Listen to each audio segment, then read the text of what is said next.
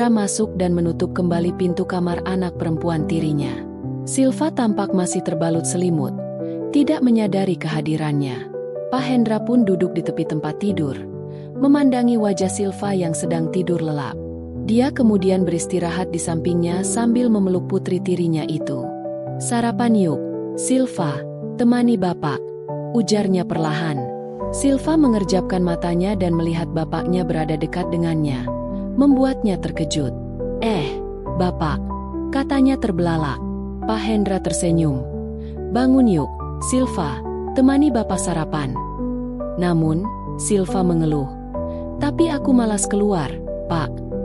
"Kenapa tidak sarapan di luar, Pak Hendra?" Tanpa menjawab, Pak Hendra mulai menikmati sarapannya. Inilah kedekatan yang terjalin antara Silva dan ayah tirinya. Hampir setiap waktu, mereka meluangkan waktu untuk berbagi, terutama saat suami Silva, Hengki, pergi bekerja. Semua ini bermula pada sore itu ketika Silva menerima telepon dari Pak Hendra yang memberitahukan bahwa ia akan berlibur di rumah mereka keesokan harinya. "Bapak kesini, ya? Kayaknya lama. Kamu tidak keberatan, kan?" tanya Silva sambil menemani suaminya menonton TV. "Tidak apa-apa, Silva. Dia kan bapakmu, meski bukan bapak kandung. Dia sudah membesarkanmu sejak ibumu meninggal," jawabnya. "Terima kasih, ya Mas," kata Silva sambil memeluk suaminya. "Iya, tetapi hanya ucapan terima kasih saja," kata suaminya. "Apa yang Mas harapkan?" balas Silva. "Minimal kasih kesempatan satu sesi," balas Hengki. Dia tidak keberatan dengan ajakan suaminya, tetapi setiap kali melakukannya, hanya Hengki yang merasa senang, sementara Silva hanya berpura-pura nyaman demi tidak menyakiti perasaannya. Tidak jarang setelah memberikan nafkah, Hengki langsung terlelap, sedangkan Silva mencari kesenangannya sendiri dengan berlatih menjahit meskipun semua itu tidak seindah saat mereka berdua melakukannya saat baru menikah. Pada awalnya, Silva masih bisa menerima durasi singkat kebersamaan mereka, tetapi seiring berjalannya waktu, terutama setelah 2 tahun pernikahan, Silva semakin sulit menemukan kebahagiaan. Hari itu, setelah mereka menyelesaikan kewajiban, Hengki pun tertidur, dan Silva keluar dari kamar untuk mengambil air minum. Ketika bel pintu berbunyi, Silva berbalik dan menuju pintu depan. Dia membuka pintu dan melihat bapaknya. Pak Hendra sudah berdiri di depan rumahnya. "Bapak!" teriak Silva sambil berlari dan memeluk Pak Hendra, ayah tirinya tersebut. Pak Hendra menyambut Silva dengan senang hati. Sejak kecil, Silva sangat dekat dengan Pak Hendra yang menjadi pengganti ayah kandungnya, terutama setelah ibunya meninggal. Pak Hendra lah yang merawatnya hingga Silva menikah dengan Hengki, dan itu adalah pertemuan terakhir mereka sebelum Silva pindah ke luar kota. "Bagaimana kabarmu, Silva?" "Hengki baik-baik saja, kan?" tanya Pak Hendra saat berjalan menuju kursi ruang tamu. "Mas Hengki baik, Pak. Bapak sendiri bagaimana?" jawab Silva. "Bapak baik, kok. Maaf baru bisa kesini sekarang," ujarnya. "Oh ya, kenapa sekarang datang lebih awal? Kan besok mau kesininya?" tanya Silva. "Bapak mau memberi kejutan. Hengki ada di rumah, kan?" "Ada, Pak. Mas Hengki tidur sebentar ya," Silva panggilkan. Beberapa saat kemudian, Hengki pun bangun dan menemui Pak Hendra. Mereka berbagi cerita dan asyik mengobrol, ditambah dengan kopi yang disuguhkan Silva, membuat mereka semakin betah bercakap-cakap. Malam itu setelah menyantap makan malam, Pak Hendra segera tidur lebih awal karena merasa lelah setelah perjalanan. Sementara itu, Hengki dan Silva kembali melanjutkan hubungan suami istri seperti biasanya. Silva merasa kecewa lagi dengan Hengki yang tampak lebih mementingkan dirinya sendiri. Merasa kesal setelah suaminya tertidur, Silva keluar kamar hanya dengan doester tanpa penutup lainnya. Di dapur, ia menyiapkan teh dan duduk di kursi makan untuk menenangkan perasaannya terhadap suaminya. Namun, saat menikmati tehnya, tiba-tiba Pak Hendra datang dan bertanya, "Kok belum tidur, Silva?" tanya Pak Hendra. Silva pun menjawab, "Belum, Pak. Saya lagi minum teh. Bapak mau saya buatkan juga?" Pak Hendra menjawab, "Gak usah, Silva. Bapak minum air dingin saja." Sambil mengambil air dingin dari kulkas, ia meneguknya hingga habis, lalu berpamitan pada Silva untuk kembali ke kamarnya. Silva juga memiliki niat yang sama, namun ia teringat bahwa ia tadi lupa memakai bungkus apapun kecuali doestur. Ia khawatir jika ayahnya melihat penampakan yang lain. Jadi ia memutuskan untuk pergi setelah ayahnya lebih dulu berjalan. Setelah Pak Hendra melangkah pergi, barulah Silva bangkit dari kursi. Namun, saat itu Pak Hendra tiba-tiba menoleh ke arah Silva yang ada di belakangnya. "Silva, besok tolong buatkan Bapak nasi goreng ya." Jantung Silva hampir berhenti. Ia ingin membalas namun ragu karena khawatir dianggap tidak sopan. Ia terpaksa menahan rasa malunya, sadar bahwa ayahnya pasti memperhatikan penampakan di balik doesternya. "Iya, Pak. Besok Silva akan buatkan nasi goreng untuk Bapak," ucap Silva dengan cemas. Beruntung, sang ayah kemudian langsung menuju kamar, sehingga Silva bisa cepat-cepat pergi ke kamarnya juga. Di dalam kamar, Silva merasa sulit untuk tidur, terutama karena ia sempat melihat jakun ayahnya bergerak naik turun saat memperhatikan penampakan di balik doesternya. "Gimana ya aku menghadapi Bapak besok?" gumamnya pelan sambil menyalahkan diri sendiri. Pagi pun tiba. Sebelum Hengki dan Pak Hendra bangun, Silva sudah berada di dapur, tentunya setelah mandi dan berpakaian rapi. Kenangan kecerobohannya semalam masih menghantuinya. Saat ia sedang membalik nasi goreng sambil melamun, Silva terkejut ketika Pak Hendra tiba-tiba muncul di sampingnya. "Oh, Bapak, tunggu ya, bentar lagi matang." Pak Hendra mengangguk dan duduk di kursi menunggu Silva menyelesaikan masakannya. Ia sibuk menggulir layar ponselnya, meski sesekali melirik putrinya yang tampak sangat gugup, dan hal itu membuat Pak Hendra tersenyum kecil. Belum lagi saat ia teringat pemandangan luar biasa semalam, liku-liku dan penampakan dari putri tirinya. Ternyata itu istimewa juga. Hanya saja ia memilih untuk tidak memberitahu Silva, khawatir jika itu akan membuatnya malu atau bahkan dinasihati. Tak lama setelah itu, Hengki datang dan ikut menunggu masakan istrinya selesai. Sambil menunggu, Hengki dan Pak Hendra terlibat dalam obrolan tentang bisnis dan hal lainnya. Setelah Silva selesai menyajikan sarapan, ketiganya pun makan bersama. Sambil makan, Pak Hendra mengamati tingkah laku putrinya. Dia masih seperti dulu, namun entah mengapa sejak tadi malam, ada sesuatu yang mulai menggoyahkan hati Pak Hendra, terutama rasa hormatnya ketika mengingat penampakan indah putri tirinya. Hari-hari berikutnya, Hengki lebih sibuk dengan pekerjaannya.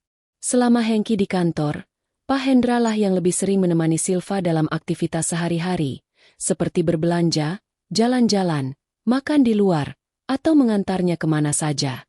Kedekatan mereka semakin erat, membuat Pak Hendra merasakan getaran lain di dalam hatinya. Hal ini bukan hanya karena Silva adalah putri yang dirindukannya, tetapi Silva telah berubah menjadi sosok wanita yang menarik perhatian Pak Hendra. Sebuah perasaan yang sudah lama hilang sejak istrinya yang tercinta, Ibu Silva, meninggal dunia.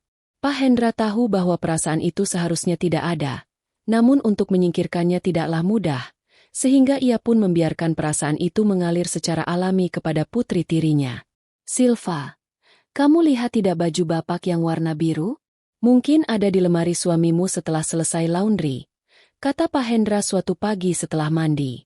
"Sebentar, Silva carikan ya, Pak." Silva pun segera mencari di laci lemari Hengki. Di antara tumpukan CD milik suaminya terlihat ada satu CD yang berwarna cerah. Silva sangat sadar bahwa Hengki lebih menyukai yang berwarna gelap. Ia mengambil CD tersebut dengan rasa cemas. Entah mengapa, ia mulai memikirkan hal-hal yang aneh. Ia mengamati CD dengan seksama. Ternyata CD itu lebih besar dari CD suaminya. Apakah itu menunjukkan bahwa CD itu lebih istimewa? "Ah, apa yang aku pikirkan ini?" gumamnya, berusaha untuk tidak berpikir aneh.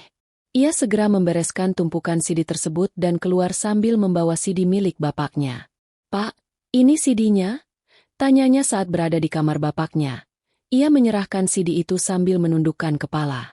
"Oh, iya benar, terima kasih ya," balas bapaknya. Silva pun mengangguk dan keluar dari kamar dengan wajah yang memerah. Juga saat bertemu dengan Pak Hendra yang entah kenapa terlihat sendiri ketika Silva menyerahkan CD itu padanya. Beberapa hari kemudian, Hengki berencana untuk mengambil cuti selama 3 hari untuk mengajak istrinya dan bapak mertuanya berlibur. Hengki merasa tidak enak pada Pak Hendra yang sedang berada di rumahnya sementara ia sibuk bekerja setiap hari. Mereka memutuskan untuk pergi ke tempat yang sejuk di daerah pegunungan dengan kebun teh yang mengelilingi sekitar penginapan, seolah memberi rasa sejuk bagi mata mereka. Sampai di tempat itu menjelang sore dan langsung memesan 2 kamar penginapan yang berdampingan. "Udara di sini sejuk, ya Silva?" ujar Hengki sambil memijat bahu istrinya dari balik jendela.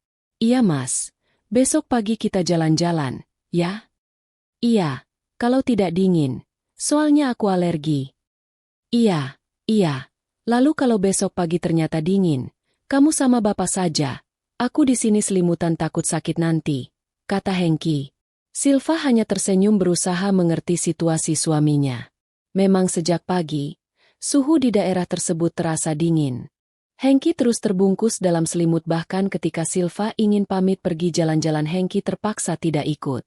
Sambil merapikan jaket, Silva pun meninggalkan kamar dan mengetuk pintu kamar ayah tirinya lalu mereka berjalan keluar dari penginapan. "Dingin banget ya, Pak?" kata Silva setelah berjalan beberapa lama. "Iya, wajar suamimu tidak ikut, Silva," sahut ayahnya. "Iya Pak, Mas Hengki alergi dingin, biar saja daripada sakit nanti." Keduanya kemudian masuk ke sebuah kedai minuman yang cukup luas. Silva memesan 2 cangkir kopi untuknya dan ayahnya. Melihat putrinya yang kedinginan, Pak Hendra mengambil inisiatif untuk menggenggam tangannya. Segera Silva merasakan kehangatan. Suasana terasa romantis dan Pak Hendra tidak menyia-nyiakan kesempatan itu untuk menatap wajah putri tirinya. Namun, seiring berjalannya waktu, tangan Silva kembali terasa dingin seiring dengan detak jantungnya yang berdebar cepat. "Ini tidak mungkin," pikirnya. Ia tidak tahu mengapa, tetapi pagi itu perasaannya campur aduk bahkan lebih kuat dari sebelumnya. Setelah menikmati kopi, mereka mulai berkeliling ke tempat wisata di sekitarnya. Silva tidak melewatkan bermain air di bawah air terjun dan Pak Hendra tentu sangat bersemangat menemani putrinya, berharap akan ada momen romantis lagi seperti sebelumnya. Silva melipat celana jeansnya hingga ke betis, dan hal itu langsung menarik perhatian Pak Hendra. Ia berjalan di belakang Silva yang berdiri di atas batu, kemudian memijat punggung putrinya yang membuat Silva merasa nyaman. Namun, sambil memijat, Pak Hendra justru mencari-cari keindahan di depan mereka.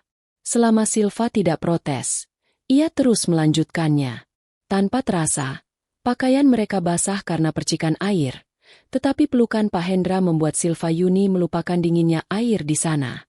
Pak Hendra memanfaatkan momen itu untuk memberikan sambutan kepada putrinya, dan ketika Silva menatapnya, Pak Hendra langsung menempelkan mulutnya.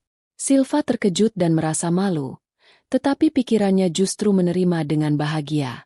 Gerakan singkat itu membangkitkan keinginan dalam dirinya untuk sesuatu yang selama ini ia rindukan. Terlalu larut dalam perlakuan ayahnya, Silva tidak sadar terpleset dan terkilir, yang membuat kakinya kesakitan saat melangkah. Mau tidak mau, akhirnya Silva digendong Pak Hendra kembali ke penginapan dengan panik. Pak Hendra berlari tanpa peduli dengan tatapan orang lain. "Kita pulang sekarang," kata Pak Hendra, setelah membuka pintu kamar. Hengki, yang baru saja terbangun, terkejut melihat istrinya digendong oleh ayah mertuanya. "Loh, Silva, kenapa ini, Pak?" Kakinya terkilir. "Tolong bukakan pintu mobil belakang, ya."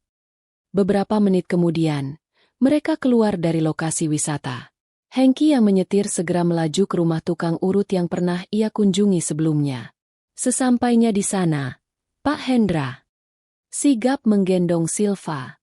Kemudian Hengki menceritakan mengapa ia datang ke tempat urut tersebut. Perempuan tua yang mengurut kaki Silva segera menjalankan tugasnya. Setelah drama tangis akibat uratnya yang diperbaiki, membuat Silva bisa melangkah meski belum sepenuhnya normal. Mereka pun melanjutkan perjalanan pulang yang awalnya dianggap menyenangkan, ternyata menjadi kurang nyaman. Namun, baik Silva maupun Pak Hendra sama sekali tidak membagikan kejadian yang sebenarnya karena mereka tidak ingin Hengki berpikir yang tidak-tidak. Pagi itu, Silva masih terbungkus selimutnya dan kembali bersantai setelah Hengki pergi bekerja. Sementara Pak Hendra sarapan sendirian. Dia tampak mencari keberadaan putri tirinya. Melihat mobil Hengki tidak ada, ia pun melangkah menuju kamar Silva dan mengetuk pelan, tetapi tidak ada jawaban. Akhirnya, ia mencoba membuka tombol pintu yang kebetulan tidak terkunci, lalu memasuki kamar dan menutup pintu di belakangnya. Ia mendapati Silva terbungkus selimut membelakanginya. Pak Hendra lantas duduk di tepi tempat tidur dan mengamati wajah Silva yang tertidur lelap. Dia kemudian beristirahat di samping putri tirinya sambil mengajaknya sarapan. "Silva, temani bapak sarapan," ucapnya perlahan. Silva membuka matanya dan terkejut melihat ayahnya ada di sampingnya. "Bangun yuk, temani bapak sarapan," kata Pak Hendra dengan senyuman. Namun, Silva merasa malas untuk keluar. Pak Hendra pun dengan bujukannya dahsyatnya membuat Silva mau nemani bapaknya sarapan dengan cara digendong. Silva dengan cepat mengulurkan tangannya, dan Pak Hendra langsung mengangkat putrinya itu menuju ruang makan. Silva melingkarkan kedua tangannya dan kadang-kadang saling bertukar tatapan serta senyuman. Setibanya di ruang makan, Pak Hendra yang ingin menempatkan putrinya di kursi meja makan malah ragu untuk melakukannya. Silva tampaknya enggan melepaskan tangan dari Pak Hendra, tidak ingin mengakhiri momen indah mereka. Mata mereka masih saling bertemu, dan Pak Hendra yang menangkap maksud putrinya dengan tegas memberikan sambutan lain. Ia mendudukkan Silva di pangkuannya, dan secara tiba-tiba telapak tangan Pak Hendra berada pada dua hadiah yang tidak terbungkus. Dengan mudah, Silva bersuara, membuat Pak Hendra bersemangat untuk bekerja dengan dua hadiah tangan itu, lalu bergerak menuju pelabuhan Ratu Putrinya. Kondisi ini membuat Silva semakin gelisah tanpa tahu dari mana awalnya. Silva mulai mengubah arah dengan menyiapkan kisi-kisi agar Pak Hendra bisa mengendarai perahunya. Dan pastinya Pak Hendra tidak menolak niat baik putrinya. Setelah perahu siap, pria itu meletakkannya di tempatnya. Dan kemampuan Pak Hendra dalam hal itu memang tidak dapat diragukan. Bahkan Silva pun mengakui, pengalaman mereka sangat berbeda saat bersama Hengki suaminya. Namun, Pak Hendra tidak memperhatikan panggilan Silva. Dia sangat fokus menyiapkan banjir bandang untuk putrinya. Tapi sebelum banjir bandang itu terjadi, mereka berdua terkejut saat mendengar suara bel rumah tiba-tiba. Mereka bertukar pandang bingung sejenak sebelum buru-buru membereskan keadaan di sekitar supaya tidak menjadi tanda tanya. Silva berlari ke dalam kamar, sementara Pak Hendra membuka pintu, dan ternyata itu adalah pengamen yang datang. "Saya Om," kata salah satu pengamen dari dua orang tersebut. "Ambil saja semua," jawab Pak Hendra sambil memberikan 2 lembar uang 2.000. Setelah mereka bernyanyi, raut wajah Pak Hendra menunjukkan kekecewaan karena mereka tidak menyelesaikan tugas dengan putrinya. Pak Hendra kemudian cepat-cepat masuk ke kamarnya, dan tidak lama setelah itu ia terpaksa mandi lagi untuk meredakan keinginannya. Sedangkan Silva yang berada di kamarnya tersenyum-senyum di depan kaca rias, mengingat momen yang baru saja dilaluinya. Ayah ternyata lucu juga ya. Bagaimana kalau lain kali?" pikir Silva tanpa meneruskan kalimatnya. Malam pun tiba. Hengki dan Pak Hendra sedang mengobrol di teras samping setelah sarapan malam. Tak lama kemudian, Silva datang dengan membawa 3 cangkir kopi untuk mereka. "Ini kopinya, Mas, Pak." "Iya, Silva, terima kasih," sahut Pak Hendra sambil mengambil secangkir kopi di depannya. Silva sengaja duduk di samping Pak Hendra. Entah kenapa dia ingin menggoda ayahnya dengan menendang kakinya.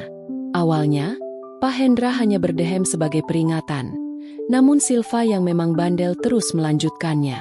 Syukurlah, pencahayaan di tempat itu terlihat redup.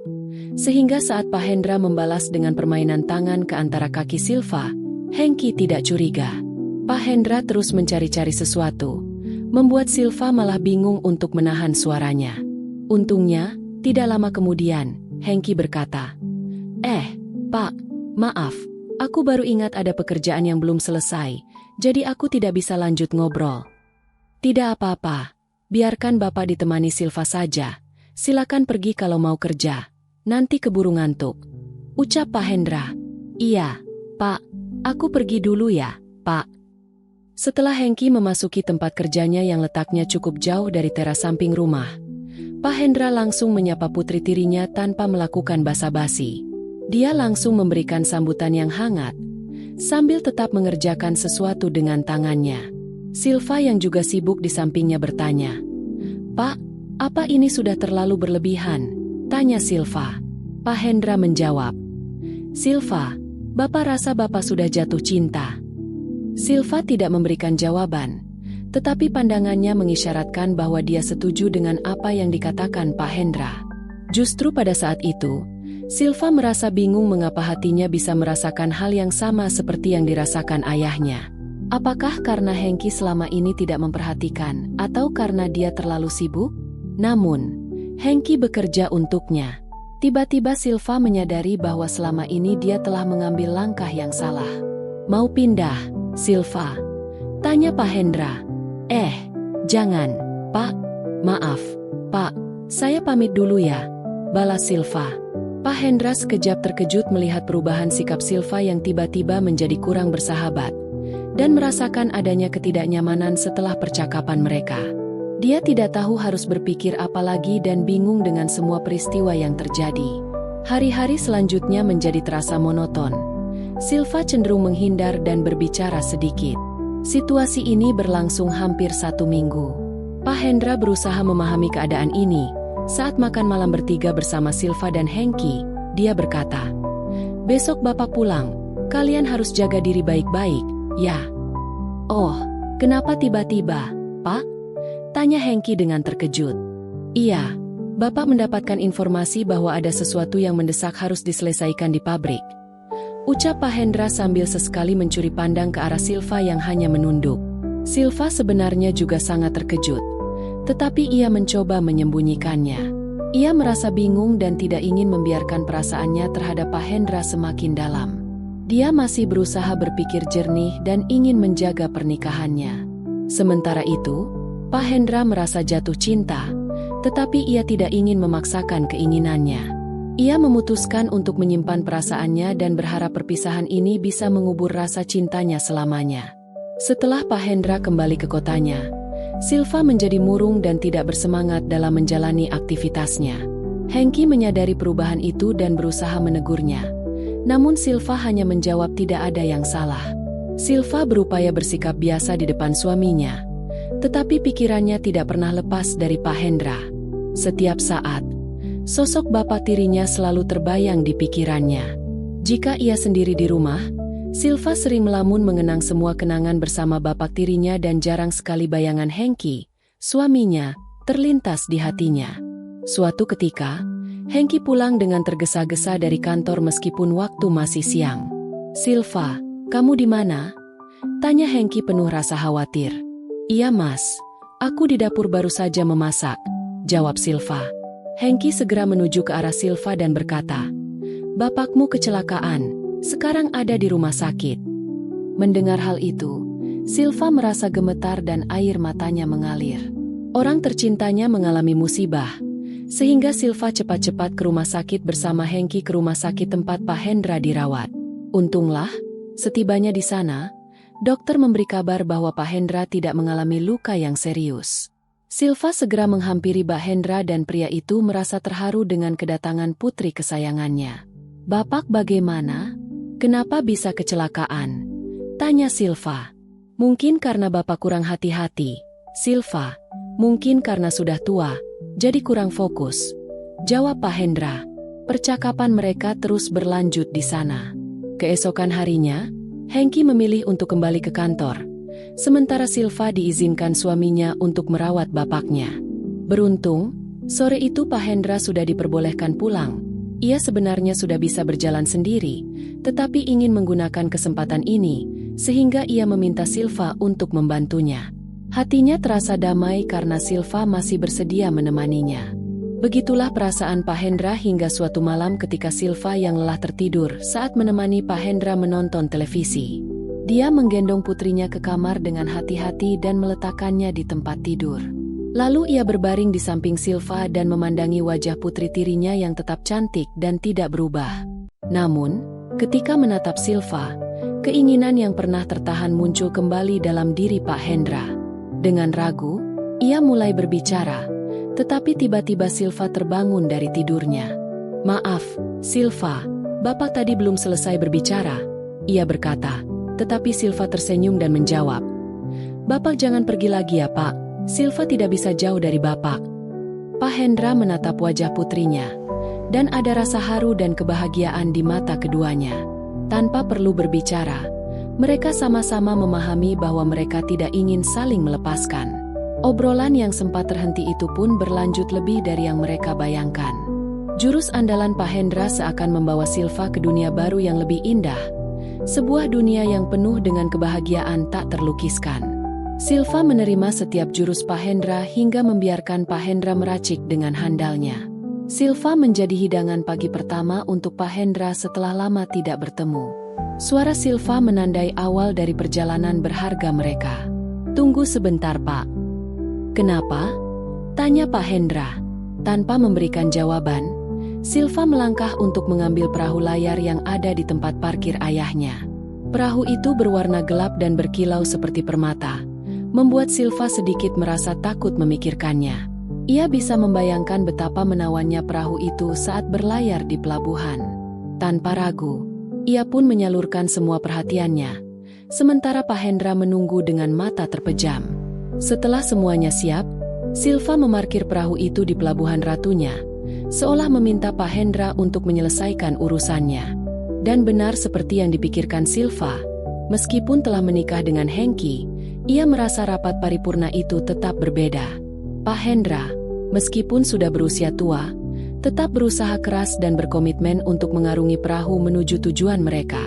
Di tengah semua itu, Silva memberi semangat bagi bapaknya, berusaha menciptakan perubahan untuk kebaikan bersama. Ternyata usaha Pak Hendra tidak sia-sia, karena setelah banjir besar melanda, ia berhasil membawa kebaikan pertama kalinya ke pelabuhan yang ada.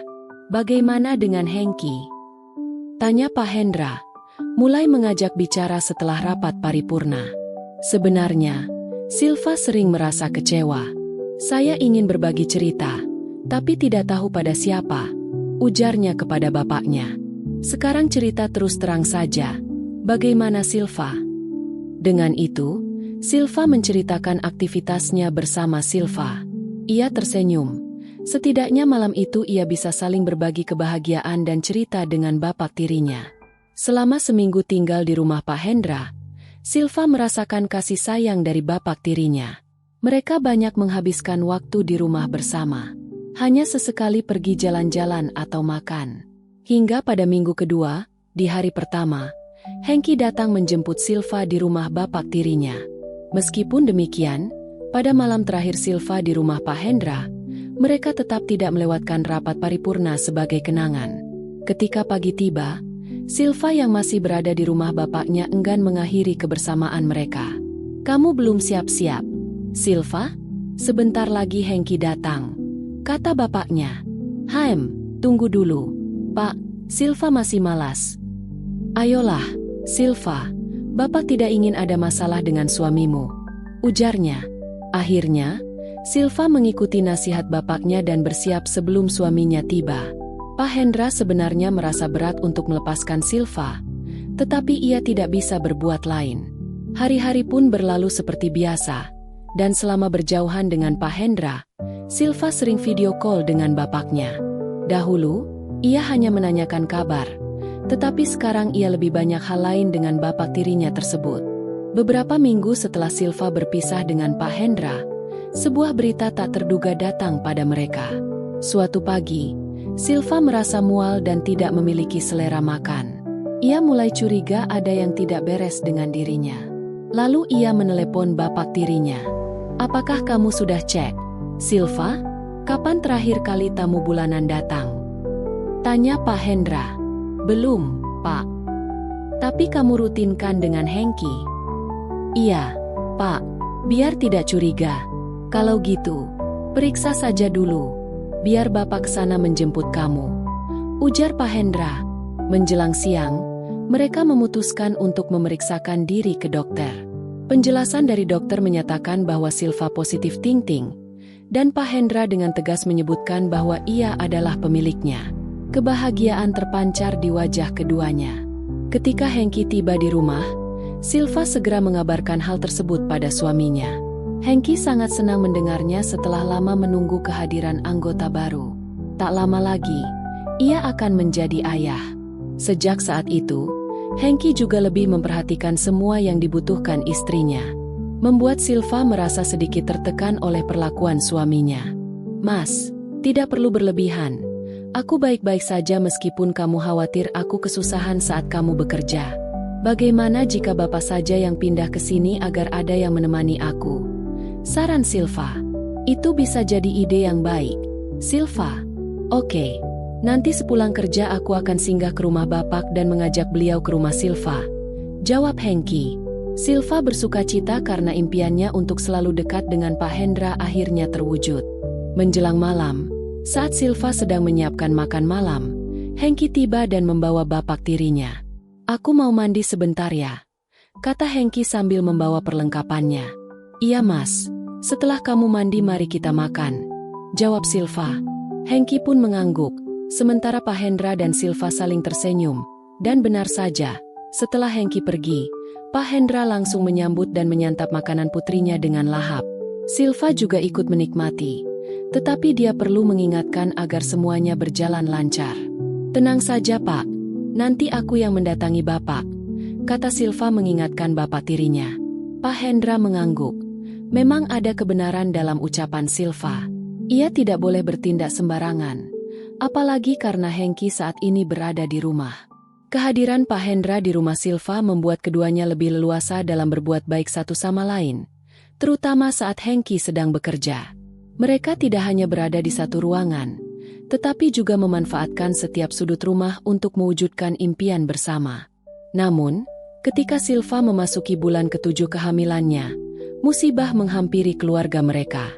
Hal ini dimulai saat ada tetangga baru yang pindah ke rumah depan mereka, dan kabar yang beredar menyebutkan bahwa dia adalah seorang janda namanya Nisa. Suatu pagi, Silva seperti biasa mengantar Hengki menuju mobil untuk pergi kerja, dan secara kebetulan mereka bertemu dengan tetangga baru tersebut. Awalnya, tidak ada yang mencurigakan dalam perkenalan dengan Nisa, janda yang sebaya dengan Hengki. Namun, situasi mulai berubah ketika Nisa sering berinisiatif muncul saat Hengki berangkat dan pulang kerja, selalu menyapa suami Silva. Seiring waktu, keraguan mulai muncul dalam hati Silva, karena semakin hari sikap Nisa tampak semakin genit terhadap suaminya. Silva sudah mengeluhkan perilaku wanita itu kepada Hengki, tetapi suaminya justru terkesan membela tetangga mereka. "Cemburumu itu tidak beralasan, Silva," begitulah tanggapan Hengki. Konflik antara mereka semakin sering terjadi, hingga suatu ketika Silva semakin marah ketika Hengki setuju untuk mengantar Nisa ke suatu tempat dan kembali malam.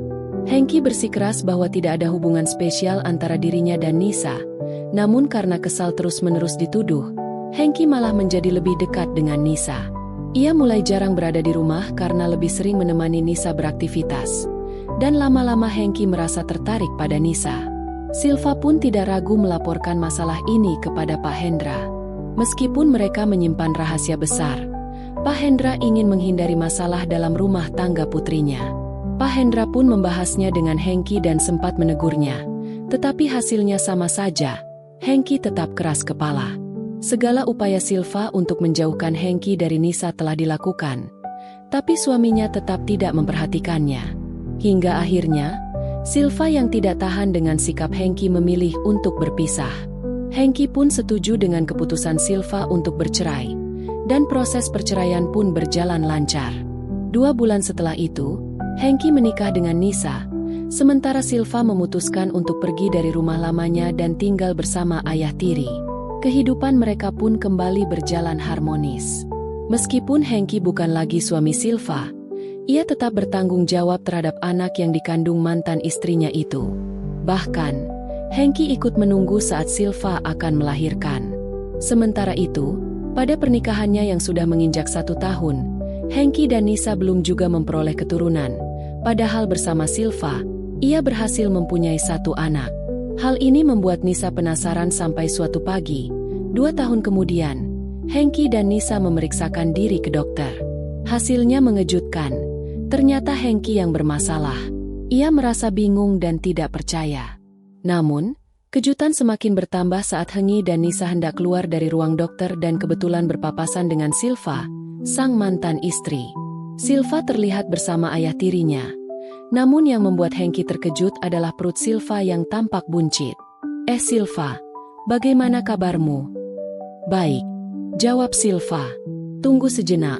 Aku baru saja dari dokter dan dia berkata ada masalah dalam diriku. Tapi kenapa kamu bisa memiliki anak? Hengki terus bertanya. Ini bukan urusanmu, Mas. Kita sudah tidak ada hubungan apapun lagi. Namun, Silva dan Hengki belum selesai berbicara. Tiba-tiba Pak Hendra menarik Silva dari mantan suaminya. Pak Hendra dan Silva kemudian masuk ke dalam ruang dokter, tanpa memperhatikan Hengki yang masih merasa bingung. Pada saat itu, Hengki mulai menyadari bahwa selama ini Silva terlibat sesuatu dengan ayah tirinya. Meskipun begitu, ia juga tidak bisa menyalahkan orang lain, karena dirinya pun telah melakukan kesalahan yang sama, meskipun Silva dulu yang mengkhianatinya.